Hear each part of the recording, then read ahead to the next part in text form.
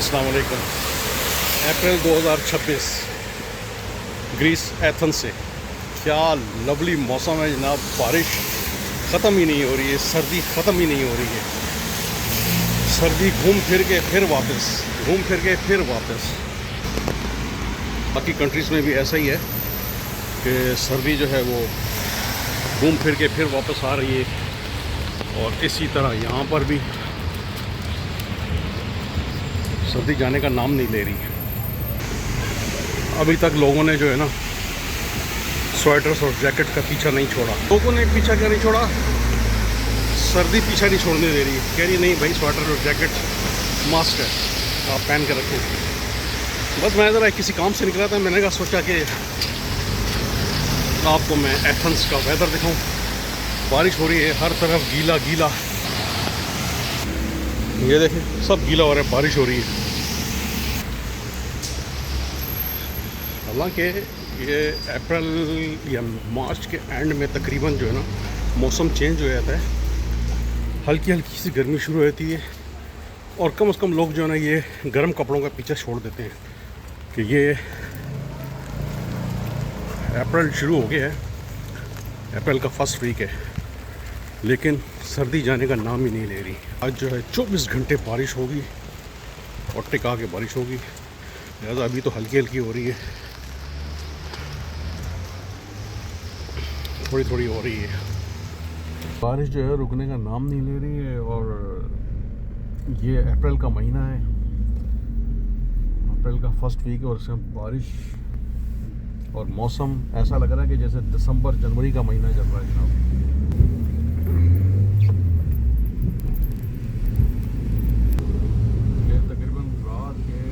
कोई 8 बज रहे हैं और बारिश जो है वो रुकने का नाम नहीं ले रही। पर काम तो करने हैं ना अपने दुनिया में, काम तो नहीं रुक सकते। तो इसे कहते हैं कानून। आपको मैं एक आज बहुत मज़े की बात बताऊं कि हुआ क्या। पहले तो मैं आपको ये बताऊं कि पिछले हफ्ते बारिशें लगी रहीं और बारिशें रुकने का नाम नहीं रही। तकरीबन कोई पूरा हफ्ता बारिश लगी रही। बारिश के बाद बारिश में ब्लॉग नहीं बना सका। तो आपने मेरा पिछला ब्लॉग देखा होगा जब मैंने कहा था कि मैंने जॉब छोड़ दी है। हुआ कुछ यूँ था कि जो मैं पुरानी जॉब मैंने छोड़ी थी, तो वो जो हमारा दुकान का जो ऑनर था उसको तो मैंने बताया नहीं था, मैंने मैनेजर को बताया था, क्योंकि मैनेजर के थ्रू ही मैंने जॉब स्टार्ट की थी। वहाँ एक लड़के के साथ ज़रा फटा हो गया था, इसलिए मुझे वो जॉब छोड़नी पड़ गई थी। अगर आप मेरा वो पिछला ब्लॉग देखें तो आपको मालूम हो जाएगा कि मैंने वो जॉब क्यों छोड़ी थी। लेकिन उसके बाद हुआ क्या, यहाँ पर ये कानून है कि जब आप जॉब छोड़ते हैं ना तो आपको उसी दिन मालिक जो है ना, दुकान का जो ऑनर होता है, वो आपका जो बकाया जात होता है वो आपको देता है। और उसके बाद आप साइन करते हैं, दोनों की रजामंदी से काम ख़त्म हो जाता है। वो अपने घर, हम अपने घर। तो यहाँ कुछ ऐसा हुआ था कि मैंने साइन नहीं किए थे, वो मालिक मुझे कहता तुम साइन कर दो। मैं अगर साइन कर देता, वो मुझे पैसे कम देता, मेरा हक मारता, तो मैंने कहा नहीं, जिस दिन तुम मुझे पे करोगे उसी दिन मैं साइन करूँगा। लिहाजा मैंने जो है ना साइन नहीं किए और मैं आ गया था। और यह है अप्रैल का महीना। यहाँ बैठ के मैं तरीके से बात करता हूँ आपको, ताकि आपको मेरी बात समझ आए कि कानून क्या होता है। अप्रैल के महीने में ऐसा होता है कि इनकी जो ना ईद आती है, यानी कि जिस तरह हमारी छोटी ईद और बड़ी ईद होती है, जैसे ईद उल फितर और ईद उल अज़हा कहा जाता है, तो इसमें ये इनकी छोटी ईद होती है। तो इन्होंने अपने मुलाजमों को, एम्प्लॉइज़ को जो है वो पेमेंट करनी होती है, बोनस भी देना होता है, उनकी सैलरीज भी देनी होती है। और अगर ये अपनी ईद से पहले अगर मुलाजमों को ये बोनस नहीं देते तो इनको फिर मालिकों को, दुकान के जो ऑनर होते हैं, उनको फिर गवर्नमेंट जो है बहुत भारी जुर्माना करती है। तो इसलिए ये बंदे को ढूंढ के उसको जो है ना कहते हैं कि भाई आओ अपने पैसे ले लो, ठीक है ना। इनके जैसे जो काम छोड़ के चला जाता है, जैसे कि मैं चला गया, अब जो बाकी कर रहे हैं उनको तो वो दे ही देंगे। तो मेरे साथ कुछ ऐसा सिनेरियो था कि मैं काम छोड़ चुका था, तो मैं एक बार इनके पास गया, मैंने कहा कि यार मेरे जो ना वो बकाया जात मुझे दे दो और मुझसे साइन करवा दो। तो उसने कहा कि अभी मालिक है नहीं दुकान में, और क्या नाम है, जब वो आएगा तो फिर हम आपको फ़ोन करके बुला लेंगे। मैंने भी 1-2 दिन छोड़ दिए, मुझे पता था ये अब मेरे पीछे पीछे घूमेंगे और ये मुझे खुद बुला के जो ना देंगे पैसे हाथ जोड़ के। तो हुआ फिर ये कि वही मालिक ने फिर मुझे डायरेक्ट फ़ोन किया, मुझे कहता कि भाई तुम किधर हो। मैंने कहा मैं घर पे हूँ। कहता है कि वो अपना तुम बैंक अकाउंट नंबर भेजो यार, मैं तुम्हारे को पैसे भेज दूँ, तुम्हारे ट्रांसफ़र कर दूँ।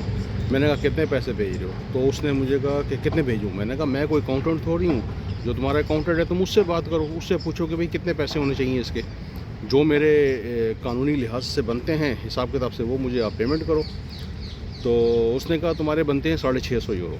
मैंने कहा 650 यूरो किस तरह। मैंने कहा मैंने 20 दिन काम किया है और दिन रात काम किया है, शाम को 5 बजे आता था, रात को 3 बजे जाता था।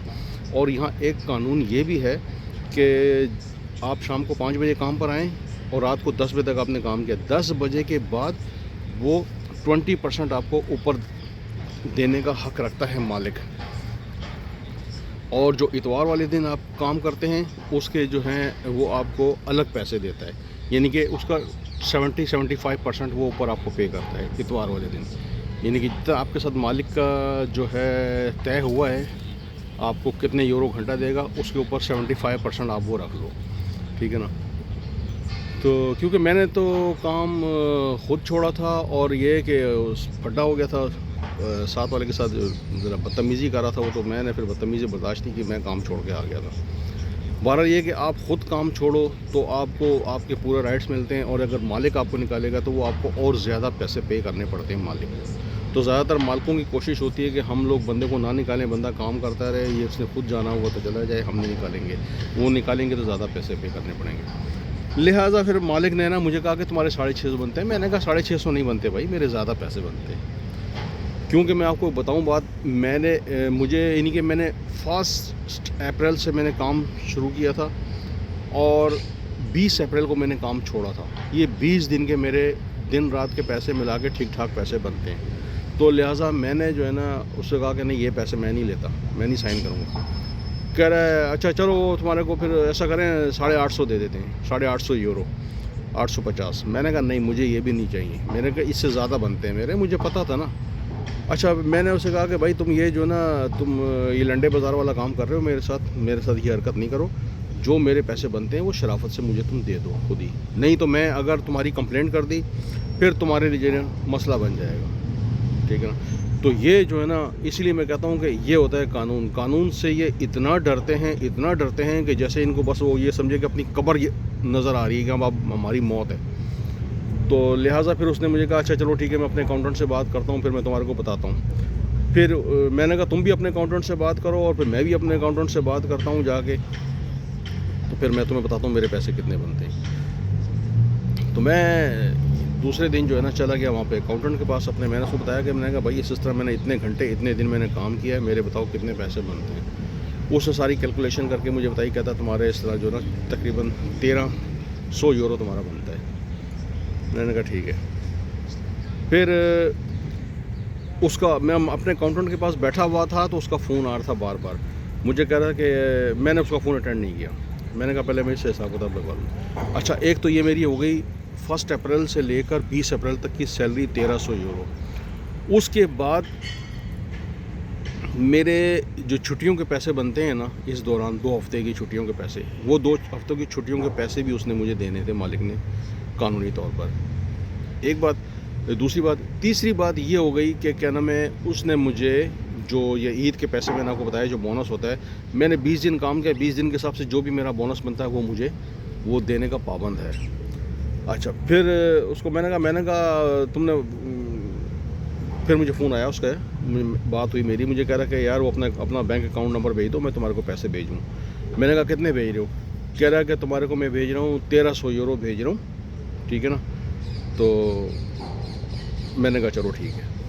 मैंने उसको अपना अकाउंट नंबर भेजा, उसने वाकई मेरे को 1300 नहीं, उसने तकरीबन मेरे को 1350 यूरो मुझे उसने पे किए। और फिर मेरा जो उसने जो पे स्लिप होती है वो भी मुझे सेंड की कि ये देख लो तुम्हारे को इस हिसाब से पैसे मैंने डाले तुम्हारे अकाउंट के अंदर, ठीक है ना। तो उसके बाद फिर मैंने अपना चेक किया, मैंने कहा वाकई ये 1350 यूरो मेरे अकाउंट के अंदर आ गए। अच्छा फिर उसके बाद मुझे वो फ़ोन कर रहा है कि मुझे उसने दोबारा एक और ट्रांजैक्शन की, मुझे मैसेज आया। तो उस पर 300 यूरो और मेरे आ गए थे, यानी कि 1350 वो और 300 यूरो ये, कितने हो गए जी? 1650 यूरो हो गया। वो जो 300 यूरो आए थे वो मेरा बोनस के पैसे आए थे, ठीक है। अब रह गए मेरे छुट्टियों के पैसे, जो मैंने 2 हफ्ता छुट्टियां नहीं की थी, वो उसके पैसे भी उसने मुझे दिए। आप छुट्टी करें ना करें वो पैसे आपको मिलते हैं, ठीक है ना। बस ये फ़ायदा होता है कि क्या नाम है, आप छुट्टी नहीं करते तो आपको वो पैसे भी मिलते हैं, और आप जो काम कर रहे थे वो पैसे भी आपको मिलते हैं। तो ऐसा हो गया था। तो वो उसने ना फिर मुझे 300 यूरो और मेरे अकाउंट में डाला। 1650 वो हो गया और 300 हो गया, कितना हो गया? 1950 यूरो। तो ये 1950 यूरो तकरीबन उसने मेरे अकाउंट में डाल दिया। तो अपनी तो बल्ले बल्ले हो गई, ठीक है ना। आप ये अंदाज़ा लगा लें कि ये 1900 यूरो कम से कम पाकिस्तानी 6.5 लाख रुपए बनता है। 20 दिन में मैंने 6.5 लाख रुपए माशाल्लाह से अल्लाह ने मुझे दिए। लेकिन ये कि काम भी किया दिन रात। मैं सुबह शाम को जाता था 5 बजे और रात को 3 बजे छुट्टी होती थी, और फिर मैं 4 बजे घर पहुंचता था। 4 बजे, 3:30 बजे, पौने 4 बजे मैं घर पहुंचता था। तो कहने का मतलब ये है कि ये है कानून, और कानून से इस कदर ये लोग डरते हैं। अच्छा, अब जब ये पैसे से मुझे दे दिए तो उसके बाद फिर मैं दूसरे दिन ना वहाँ गया। उन जो मेरे साथ कोलीग, एक पाकिस्तानी लड़का काम करता था और एक इंडियन फैमिली काम करती थी, मैंने उनसे जाकर पूछा, मैंने कहा हाँ क्या हुआ, तुम लोगों ने पैसे ले लिए? कह रहे नहीं यार, इसने अभी तक हमारे को सैलरी भी आधी डाली है और अभी हमारे बोनस के पैसे भी नहीं दिए। तो आज तो हम लोगों ने ना स्ट्राइक कर दी थी, हम लोग बाहर निकल के खड़े हो गए थे। हमने कहा भी हम जा रहे हैं। 4 लोग, 3 ग्रीकी थे, 2 ग्रीकी थे और 3 ये पाकिस्तानी थे। सॉरी, एक इंडियन था, 2 इंडियन थे और एक पाकिस्तानी था। उन लोगों ने जो है ना अपना वो काम छोड़ के, मालिक ने कहा नहीं तुम ऐसा करो, काम करो, मैं तुम्हारे को कल सारे पैसे डाल दूँगा, यानी कि दूसरे दिन जो ना मैं आपको सारी पेमेंट कर दूँगा। अगर वो नहीं करेगा तो उसको पता है कि फिर ये लोगों ने चले जाना है पुलिस के पास, और फिर पुलिस ने जनाब मेरे को करना है भारी जुर्माना मेरे ऊपर। मैं फिर ये 5 बंदों की पेमेंट, अगर फ़र्ज़ करो अगर ये 1-1 हज़ार यूरो भी बनती है ना, तो मुझे एक बंदे को 3-3 हज़ार यूरो देना पड़ेगा। तो लिहाजा आज वो पैसे दे के उनको अपनी जान छुड़वाएगा। पर कहने का मतलब ये था कि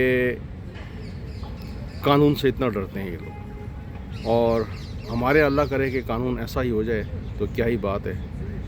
तो चलें, आज का व्लॉग आपको मेरा पसंद आया होगा तो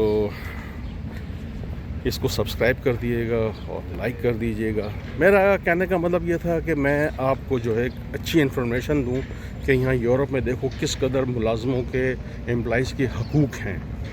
हमारे यहाँ पाकिस्तान में तो या इंडिया में तो कोई किसी किस्म का कोई हकूक़ है ही नहीं ना किसी के। ये पीछे मेरे एक बहुत अच्छा म्यूज़ियम है, ये आप देख रहे हैं, इसमें हम बहुत बार आए हैं। वहाँ पे हमने अंदर इनकी जो है ना पुरानी एंटिक्स जो है ना वो चीज़ें रखी हुई हैं। चलें, जब आपको मेरा ये व्लॉग पसंद आया तो प्लीज़ सब्सक्राइब कीजिएगा, शेयर कीजिएगा और लाइक कीजिएगा। जब तक के लिए अल्लाह हाफ़िज़, मिलते हैं नए व्लॉग में, जब तक बाय बाय।